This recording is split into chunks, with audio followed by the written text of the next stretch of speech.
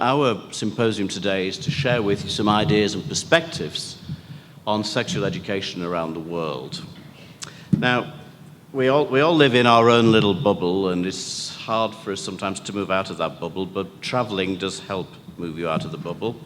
And certainly when I was sort of traveling here from London, I was passing through British Airways and picked up a couple of magazines because I thought they so exemplified what many people aspire to but may never actually read. I don't know if you get these magazines in America. It's called Hello. But you can see on the 7th of December, we've got Princess Charlotte, who of course will be the perfect family child, you can see there. And then the following week, this week, 14th of December, we've got Sandra Bullock telling us all about her perfect family and why her life is complete. And you can see, of course, that these are the things that are perfect, but most of us don't live to. But if anybody would like these copies, do help yourself. So let's try and get this to move. There we go. So I'm just going to whiz through some of the key documents that might be helpful or useful for you, and then my two colleagues are going to focus down on a couple of more specific areas. And I want to start with this article that was in the Lancet recently about framing sexual health research and adopting a broader perspective, because what it's saying very much here is the need for a holistic approach in sexual health to make the grounds for control and prevention of STIs, HIV, and unplanned pregnancy. This is the beginning. But some of you may be aware of the big studies that have been done, the NATSAL studies, which are looking at the various issues around sexual behaviour in Britain. These were published in the Lancet as well a couple of years ago, NATSAL 3. But you can see here the issue about unplanned pregnancy. And what it shows very much is that nowadays, between people's first sexual encounter and actually beginning childbearing, that they were finding that on average, young women were having to spend 30 years needing to avert an unplanned pregnancy because of this long distance between actually wanting to have a child for your perfect family and actually becoming sexually able. I think more troubling in another of the NATSAL papers was this issue about non-volitional sex that happens for both men and women. And this is something that we really need to address about sexual violence and domestic violence. And what we see here is that the most recent perpetrator is the second bar there, which is the intimate partner. It's not from strangers, it's the person that the woman, in this case, because these figures are for women, was with. And so that was her partner. It wasn't from strangers or other family members. This showed how many people actually reported to the police, the blue bit, and the red bit was those who told somebody else. But you see, the green bit for each of these age groups are those who told nobody. And as people got older, they were less likely to report this intimate violence that was happening in the family.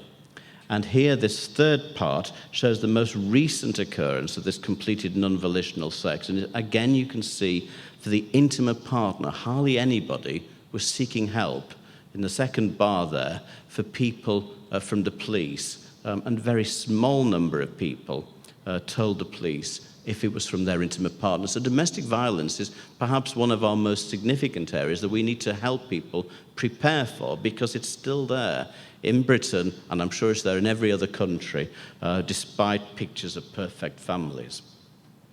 And so here in the Lancet again, there was this issue about the opportunity for global health change post-2015.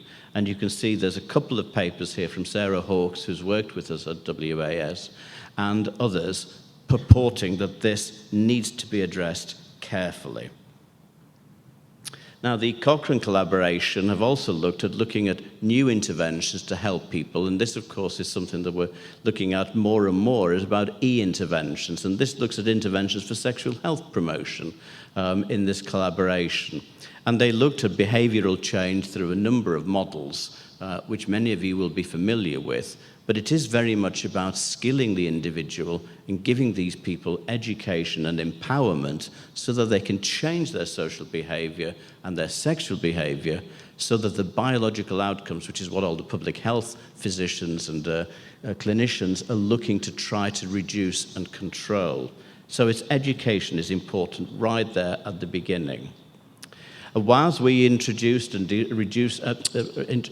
our sexual health for the Millennium document nearly 10 years ago, but this too is important because it has a number of important declarations that are important for people in this audience, for education, number 4, number 5, number 8. And it shares very much with the United Nations Millennium Development Goals, which of course was looking very much at number 2 about primary education and number 3 with gender equality. So these are sort of the background documents that help us understand where we're going. And don't forget that IPPF have also got their sexual rights document. But then we brought out our own, or revision of the WILE sexual rights last year, and there were 16 sexual rights that were in our document. These were released last year on World Sexual Health Day, which has now been running for 5 years, and which I'm sure Sara will talk about in more detail, because this really is our global opportunity to have our presence and to share important messages across the world with people like yourselves who can help share the message on this important day. And last year we were fortunate in being able to use World Sexual Health Day to actually put out our sexual rights for all document in our Declaration for Sexual Rights. And this is our website. You can go there, you can download the PDF and the information. We have got the document. You can see here it's in English. It's also in Spanish. We've got some copies of the Spanish version at the front desk here from Louis if you'd like a copy. And if you want an English copy, you can download it from our website. But these are the important that I've pulled out for this meeting. Number 7 is the right to the highest attainable standard of health, including sexual health, with the possibility of pleasurable, satisfying, and safe sexual experiences. Number 8 is the right to enjoy the benefits of scientific progress and its application. And we heard again from Marty this morning the importance of having underpinning whatever we say with good grounded scientific detail. And that's something that we work very closely in, was to not be making statements without the backup, because then it's much easier to defend if somebody tries to say something to discredit what we're putting out. The right to information, number 9, if we don't make information available, then we're shooting ourselves in the foot and those we're trying to help. And number 10, for this group, particularly pertinent, the right to education and the right to comprehensive sexuality education. So I just want to share 2 or 3 documents which I think help understand the global reach, which are important, and particularly when we're looking at training. And I'm just going to look at a couple of papers for training for clinicians, because this is an area that's important. And one article that we put out in 2010 was the International Perspective on Teaching Human Sexuality. Because, this is terribly taught for both undergraduates and for postgraduates at medical school, at nursing schools, and indeed for all clinicians who might be working either in mental health or in anything to do with reproductive health and sexual health. So we reviewed all of the undergraduate medical training and the postgraduate training, and we also looked at various ways of improving that with things like e-training courses, which we set up at Sydney University a number of years ago. And essentially, what was very clear is that the medical and health curricula do need to be revised to reflect current best practice, because there are good examples out there now which people can follow, and it needs to use sexual health and encompass multidisciplinary, interprofessional, and cross-cultural nature of the science, and it mustn't be closeted in just looking at the local needs without addressing wider needs, and I'll come back to that just at the end of my presentation. But the training and promotion of family and community health professionals at all levels of the health system should develop these capabilities to understand and apply this holistic sexual health perspectives in a life cycle context of all aspects of work.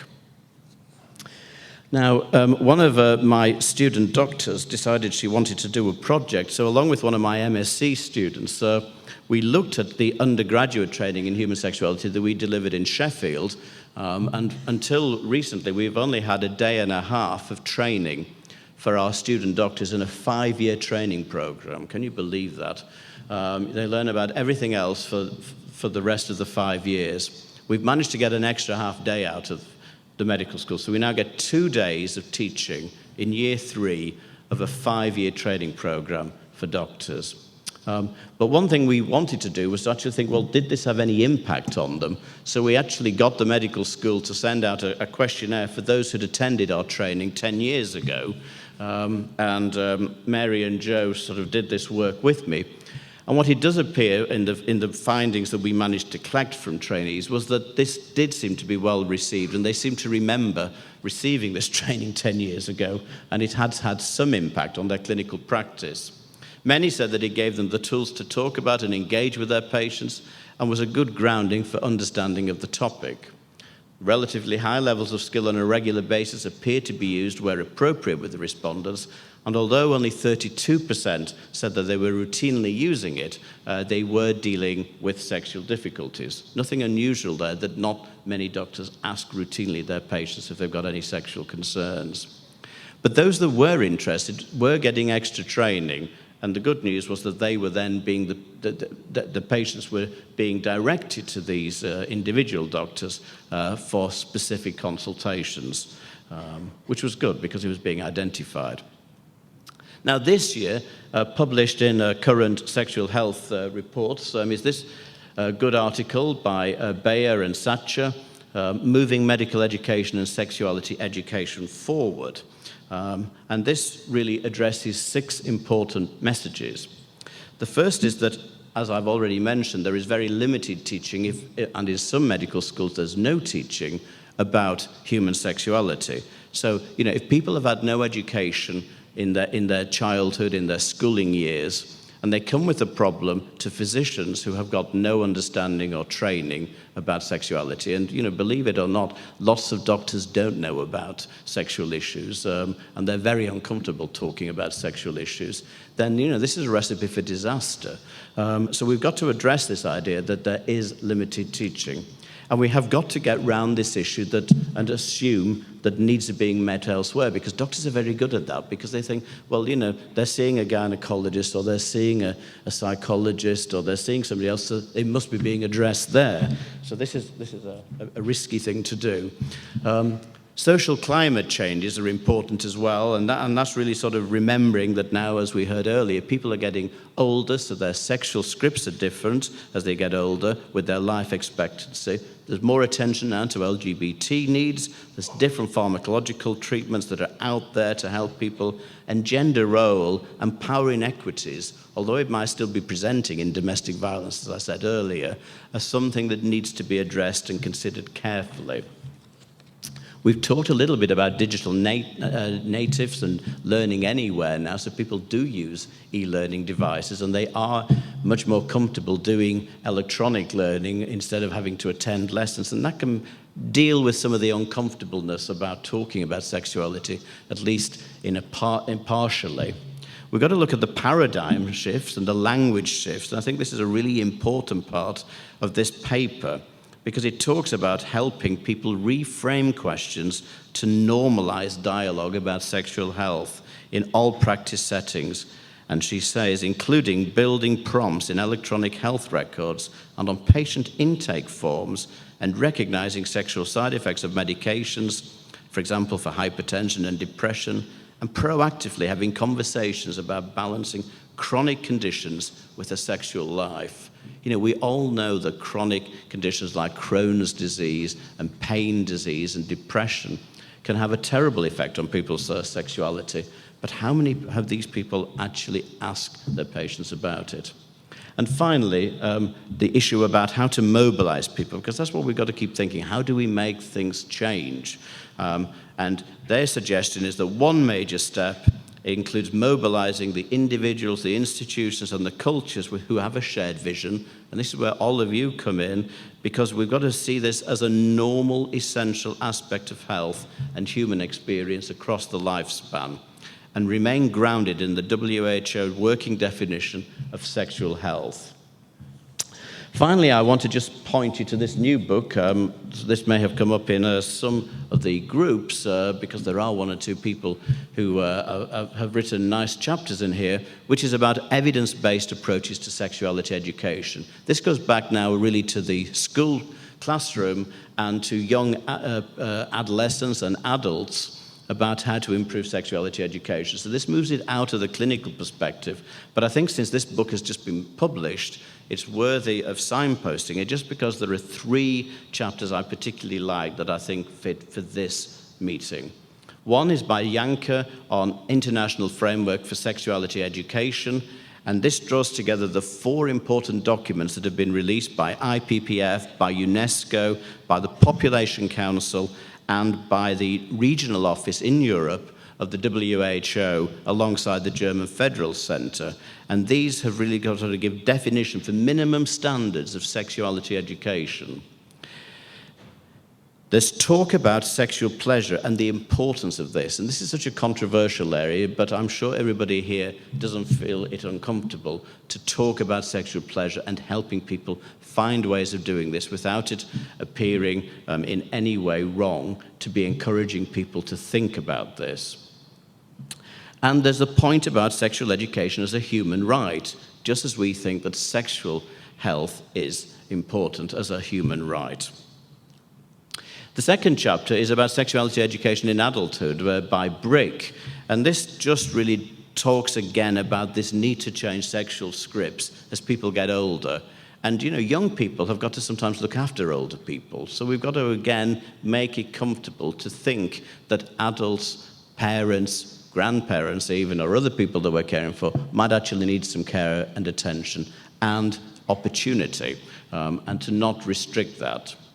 And then the third thing, going back to Europe, is this chapter by Hans Olsen about openness and opposition. And I think this is quite nice because it talks about the complexities now of managing migration.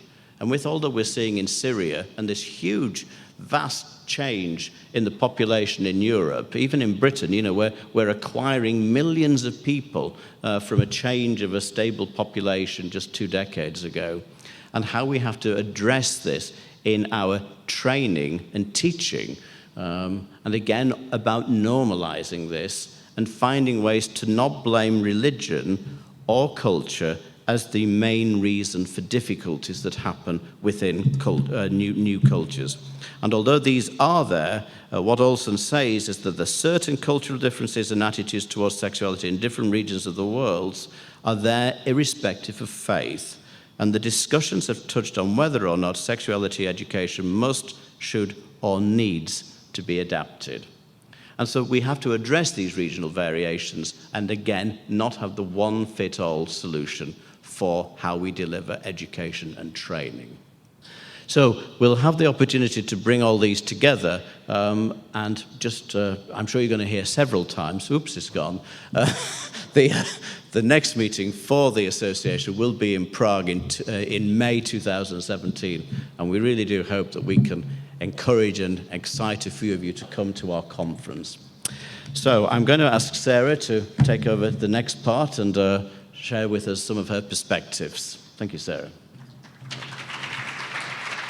Thank you so much, Karen, Bill, technical team, organizing committee to make this happen. This is by far one of the most successful creative conferences that I've been a part of. And I go to one conference per month. So this is a huge compliment. Take it. Okay.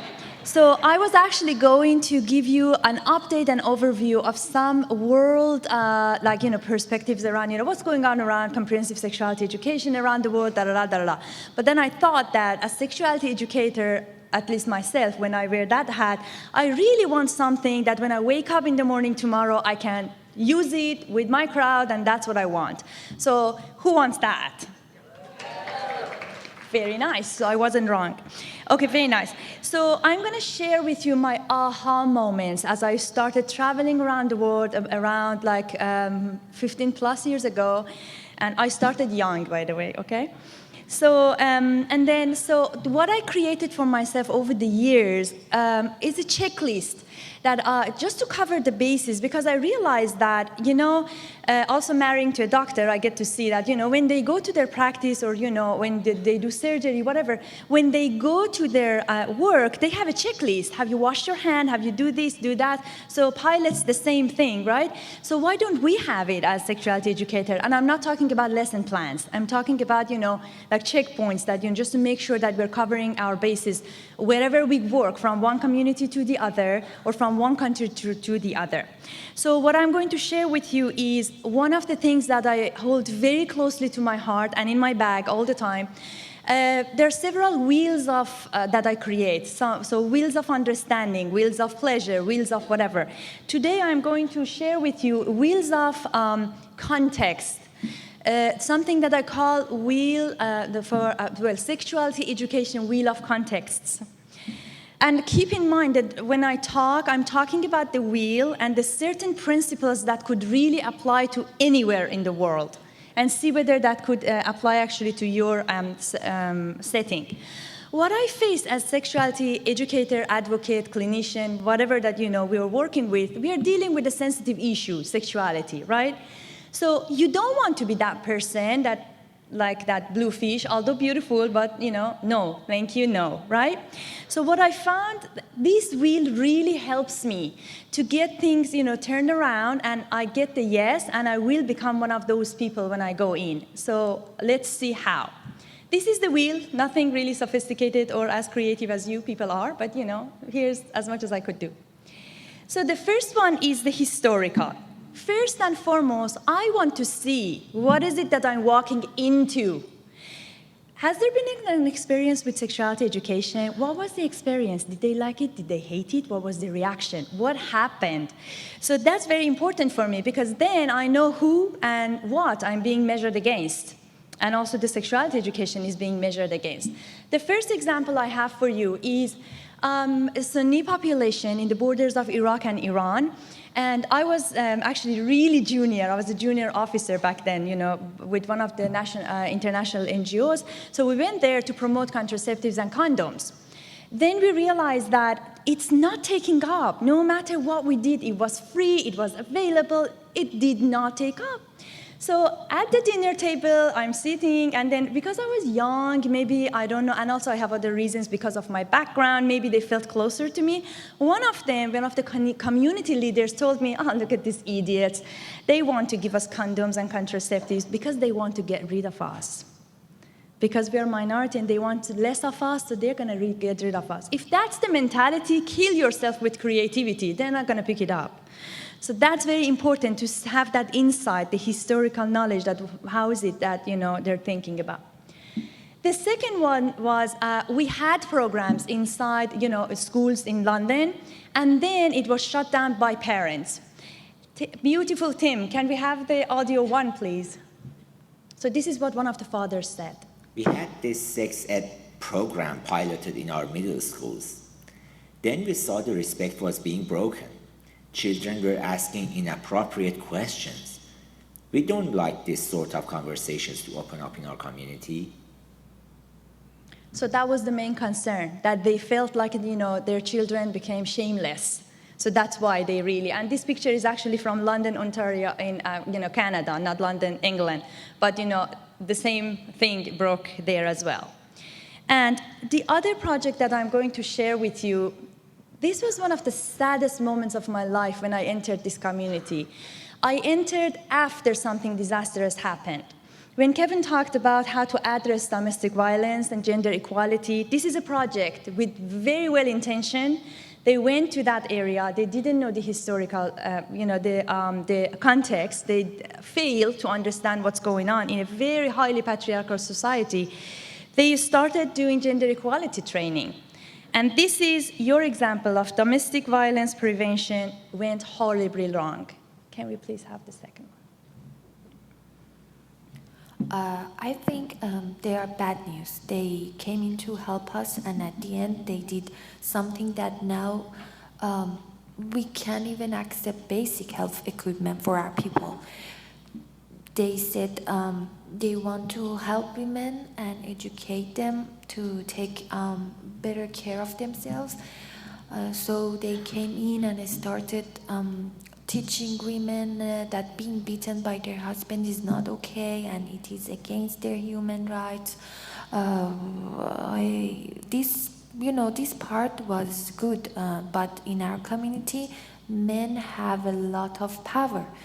They did nothing for men, like to teach them why it is unacceptable to hit your wife. So the women were still being beaten, but now, unlike before, they couldn't bear it.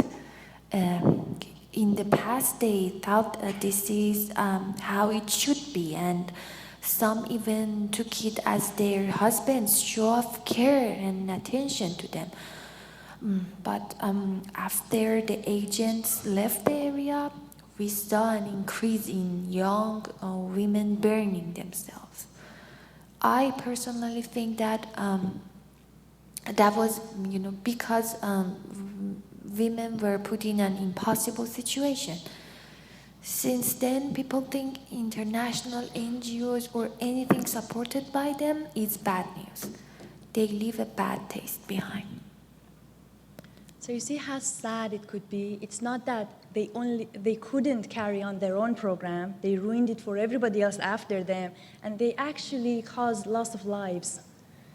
So we have to be careful. And one of the things that I wanted to share at the end with you, but I'm going to say it right now because, hopefully you are affected by this horror story. We are not there to rescue anyone or to save anyone. I never forget the first time that I was talking at an international conference, a gentleman with all good intentions stood up and said, "Oh my God, I've never seen a young woman from Iran advocating for sexuality. And so what can we do for the people of Iran?" And I just looked at him and I said, "Just leave us alone." I was really offended, because the way that he mentioned it, it wasn't as a professional, what can we do, what resources we can offer you, you poor people, we come to rescue you. That's not how we do it. That's not, as educators, we should think that, we have the upper hand. And that's unfortunately what happened with this community. As you can see, I'm shaking in anger because it was a terrible situation. Anyhow, don't be sad, we'll go to happier places. Okay, now you might wonder what we did with this community at the end, with this much resistance and bad history and bad taste in their mouth. So we addressed peers and youth, and then we tried to have some collaborative programs with them, and then we encouraged them and gave them the resources to go and reach out to their parents. So we did the reverse teaching, and it actually worked pretty well with them, with this group, because they were from within the community, least threatening population, the youth population in that hierarchical situation in that community. So it worked really well. Now, the second part of this is culture. Culture, religion, as well as the language. We have to, of course, suspend our judgment. As you can see, this could be actually as dramatic as you can see here. One thing that we absolutely believe in could be completely reversed in the other part of the world. So questions that I ask myself here, first and foremost, is what is the culture? Is this a collective culture or individualistic culture? This is a picture, very simple, representing individualistic culture. What it means is I can actually go to someone and then say, "Oh, express yourself sexually. It's okay, we'll help you, we'll give you resources as much as you want, but you are the center of attention, you are the center of the universe. It's okay to do that." In collective culture, you cannot do that. Please don't do that. Because somebody else is making the decision, somebody else is going to be punished for what we promoted. Now, on that note, we need to see who is the decider, who is the influencer, and what if somebody not abiding by the norms around them? What is it? Is this only allowed, not allowed, frowned upon, not frowned upon, or actually this is penalized by law, or they're going to be executed for that? So these are the things that we need to be very, very careful when we're going in as sexuality educators. And then existing views. Again, what are the teachings and instructions around sexuality? What is normal? What is abnormal? So these are the things that we want to understand before we go in. For example, in a country where boy and girl not married, they can't exist in the same vehicle, in the same car, or they get penalized by law, you can't possibly have the same course of sexuality education, content, quality, or quantity of it delivered versus a country where we are questioning whether marriage is for us or not, and we are questioning monogamy. So two very different poles. So we have to pace ourselves to be relevant to them. The other thing, again, referring to what Kevan was mentioning, sources and scientific bases that we use could be very important to argue against the opposition. For example, a group says, okay, so how do we know that you're not promoting sexuality? How do we know that our children are not going to be more sexually active, more promiscuous? We think that we have the science. But when you walk into a community where they think that by nature anything scientific is against the wills of God or against the divine power, what do? You can't use that, right? We can't push for that. We have to come up with some relative, relatable information for them. The other thing is, so for example, we had this Chinese community, we went to them first, and the Chinese community said HIV is the white man's disease. So we had to go back, spend 6 months, develop epidemiological data from that community to show them that this is your issue too, or this could be your issue too.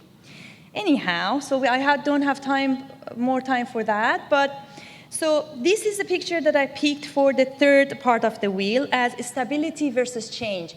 We all experience stability versus change. It could be war, for example, in Syria or in other parts of the world when we have competing needs. We have to see whether there's any competing needs in that community when we walk in.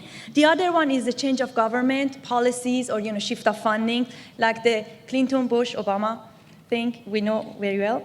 So the fourth part is policies and legislations. If we have law within a country, for example, Argentina has a law in support of comprehensive sexuality education. That helps us as sexuality educators because we walk in legitimately, in a legitimate area. But if we don't, then it makes it a little bit harder. In Southern Africa and East Africa, they have a unity of ministerial agreement that could be used if you are working in those areas. Ask for that, that can help you. In Latin America, there is an agreement between the governments as well. And so that could be actually helpful as well to you. Also, pay attention whether it's a centralized government or a decentralized. And then, so economy matters. Of course, economy matters, money matters, but that's not what I mean. In Thailand, in Venezuela, we were talking to teachers, and then we were wondering why science teachers, health teachers didn't want to be educated as sexuality educators. Because they were getting most of their money to live off from private tutoring of the students after school. So if the parents think that they're affiliated with sex, they're not going to hire them as private tutors. And then, so these are the things that we need to be careful about as well. And so the last point, you will be happy, the last one. So tools and technology that we use. Of course, we can bypass everyone and everything with technology. Lacey talked to that. And then, so, with democratization of knowledge, we can really bypass everything, every obstacle that we have. But remember, access, level of access, sophistication, and the way that people use stuff, different tools and means are different.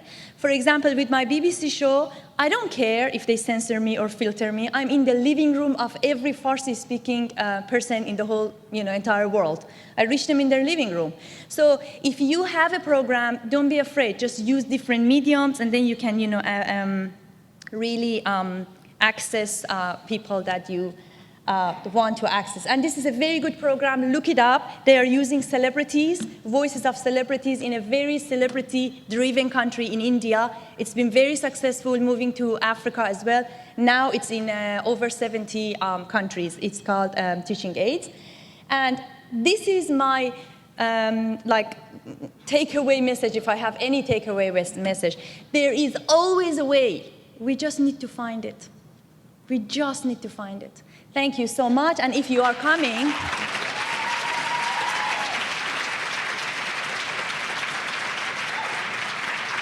Thank you.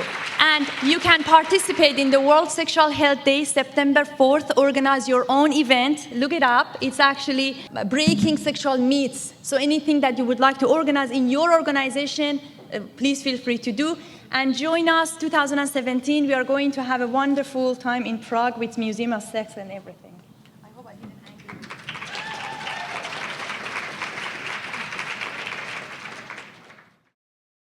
When we were preparing the plenary, we were having a hard time to decide how we will answer the question, is the right-based approach applicable everywhere?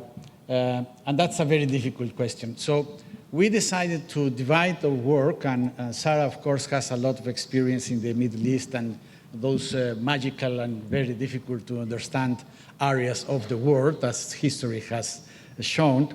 And I am from Latin America, so I will focus in Latin America. And I will try to answer the question, is this is the rights-based approach to sexuality education working, not everywhere, but in this area of the world?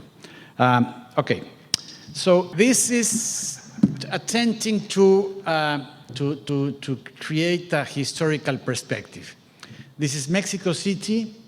In 1925, a group of protesters in front of the house of the president of the country, and as you know, Mexico is a very centralized government, or used to be a very centralized government. Before, nothing happened without the president's willingness, and they were not happy because sex education had started in a region. Since then to today, a lot of things have happened. And perhaps the most important things in Mexico and in Latin America has been the evolution of the concept from sex education to sexuality education to what we call now, and officially call now, comprehensive sexuality education, or educación sexual integral, as it's been translated to Spanish, even in official documents. That's a very important development. The guiding principles of comprehensive sexuality education, you know, and I will not spend my beautiful time going through those values and things that we promote with comprehensive sexuality education, and what are the principles, and this is taken from a document from the Population Fund from the United Nations, worked and produced in Bogota, in Colombia, in Latin America. What I will focus in is telling you a history. This is how the movement of sexuality education really came to be in Latin America. Oh, I don't see the graph very well here. Do you see the graph very well there? No. Okay. Well, the columns are the number of private institutions that were founded by 5-year period. And the big column, where it says 18 up there, that's 1980 to 1985. So just to put in context, what happened is that the AIDS epidemic just reactivated the civil society and created a lot of, this is more than 100 groups in Latin America that organized themselves to work for sexuality education in some respects. Most of the groups were focusing on sexuality education. That's what this graphic shows. That is not very well seen, but that's what it says. And most of them really embraced a concept of comprehensive sexuality education, which is, of course, very interesting. And most of them, in this case 82%, actually belong to some form of networking, federations, associations, and things that created this environment and this movement that allowed to share values, to share perspectives, and to share methodologies. Not only national networkings, but also international networkings. Most of the groups, as you see, 60% of the private organizations that were working, pushing, developing approaches, programs for sexuality education. But in centralized countries, really nothing happens if the government is not involved. That is the fact. In a very different way that the education is implemented in the States, as far as I know. We have a centralized office in most countries. Most countries in Latin America, there is an education ministry, and all the programs are designed there, and all the criteria of what is taught and what is not taught, and when and how, up to detail, that the teachers really have problems fulfilling all the obligations that are set up in the program. So what happens in the central offices and what happens in the central decision-making points on groups is critical to what you actually get at the end. So we have a slightly different problem because we have very interesting pictures of what is on the books and on the laws and on the programs, and that doesn't necessarily translate into what happens in the classroom. But I will focus in the official part first, and then at the very end, something about what happens in the reality, which is a little more difficult to measure.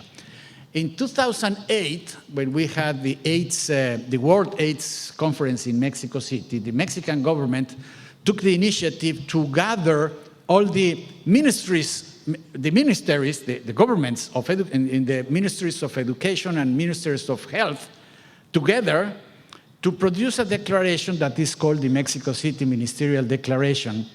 This is taken from the PAHO website, by the way, the Pan American Health Organization website.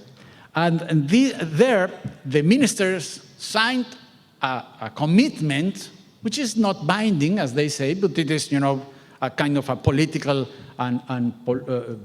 position or at least wish and commitment that is called the Mexico City Ministerial Declaration, Education to Prevent, or Sexuality Education Used to Prevent, in this case, AIDS. But the interesting point is that the ministers of 26, 28 countries of Latin America and the Caribbean committed to update the contents in didactic methods in their curricula to include comprehensive sexuality education, to review, update, and reinforce the training of educational personnel, to ensure that health services are youth-friendly and delivered with respect of human dignity and the diversity of sexual orientation and identity. And this was signed by the minister. So this is a powerful document. But the best part is that the document contains a diagnosis and very, very concrete goals, measurable goals.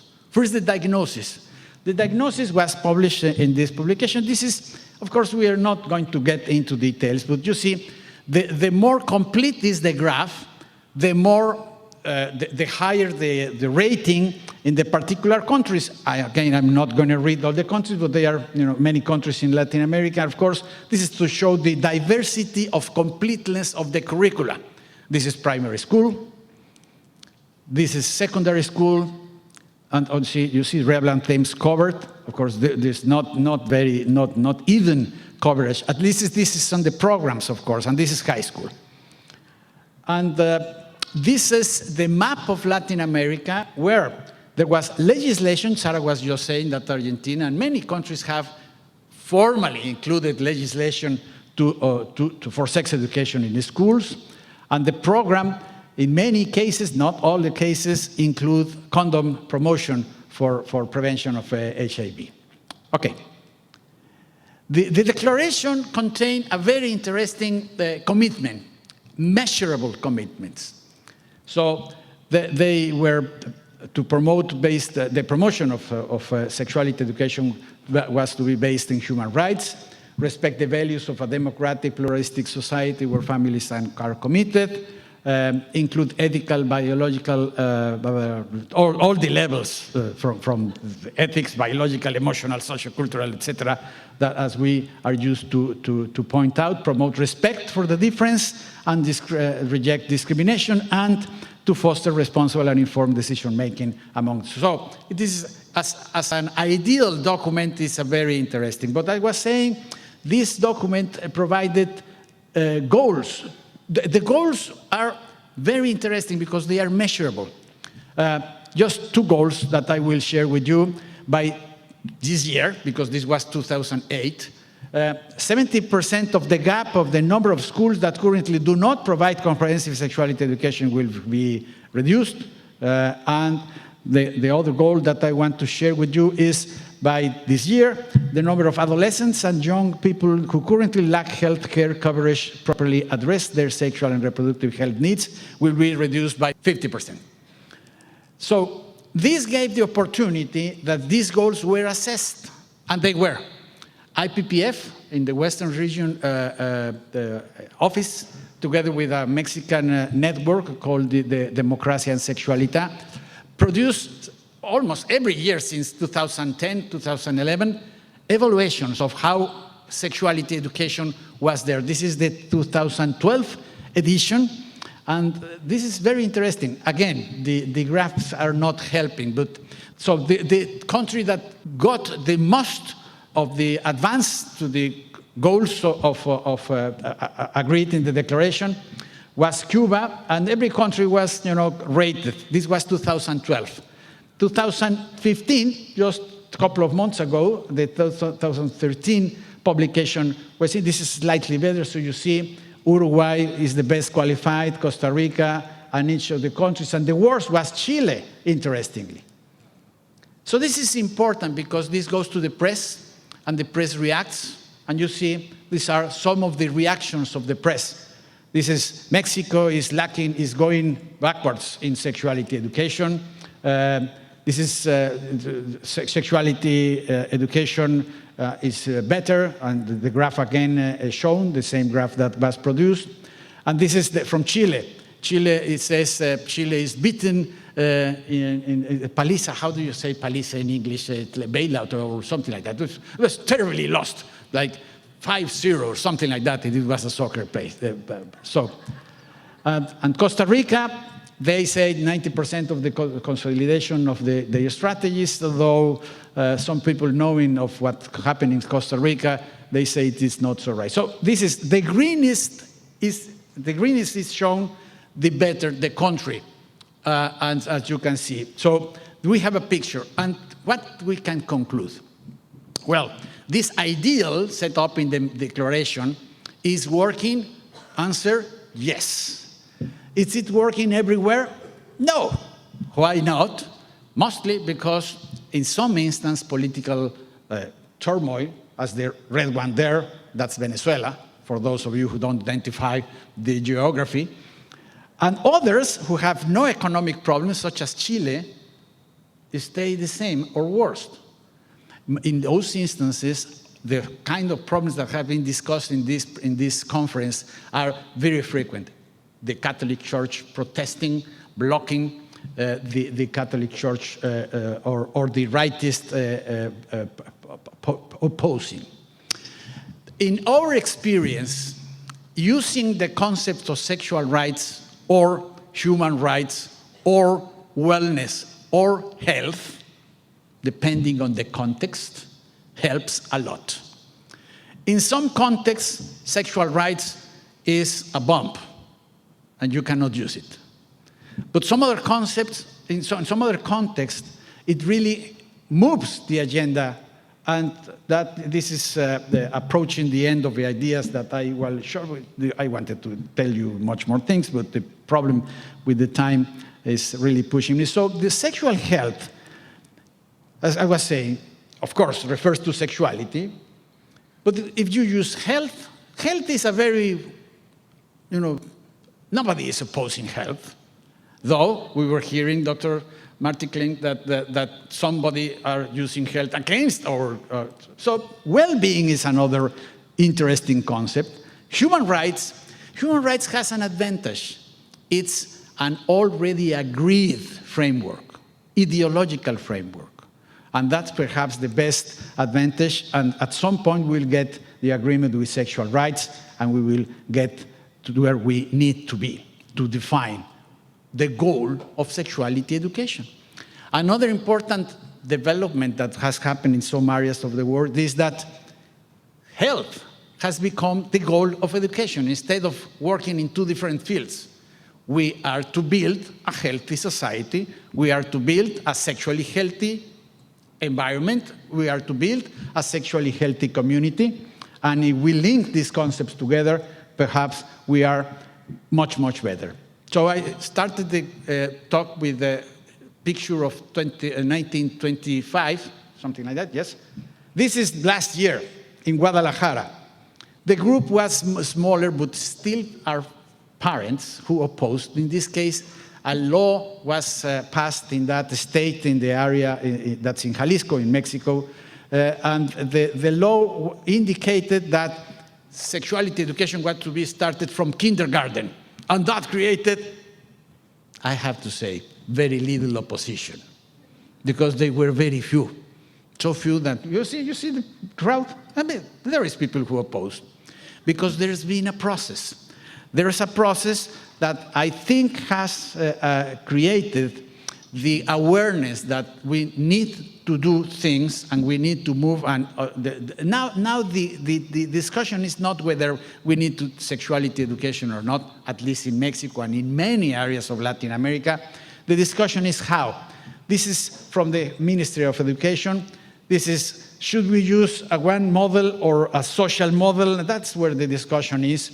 The Mexican government used a model created by yours truly some years ago when I was in New York.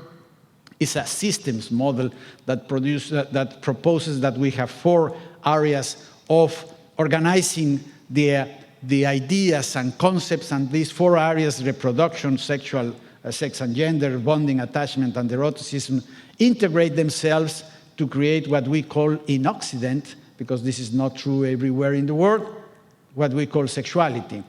And the construction of sexuality happens as a result of these biological realities that facilitate experiences, the experiences interaction with others, and internal experiences. The internal experiences facilitate the meaning, and the meanings integrate the system. And the beauty of it is that we can manage to create experiences with education.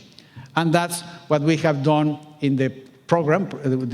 My institution won a prize with the WAS, the Education Award, with this program that just rounds the principles: play as the experience of excellence in children, to be used to promote human rights, to be used to promote health, to be used to promote the gradual construction of sexuality. Of course, not the same when we are just in preschool than before, using the sexual structure scheme, parental involvement, and school integration, everybody in the school, because that is the way it works. This program is translated into manuals that is in the webpage. This is the webpage of my institution with myself and another collaborator. These manuals are in Spanish, and the whole idea from preschool to secondary school translated into games, challenges according to age, and it's available because it is produced by the Mexican government, but totally freely available in the website. Thank you very much. I'm sorry for the extra minutes.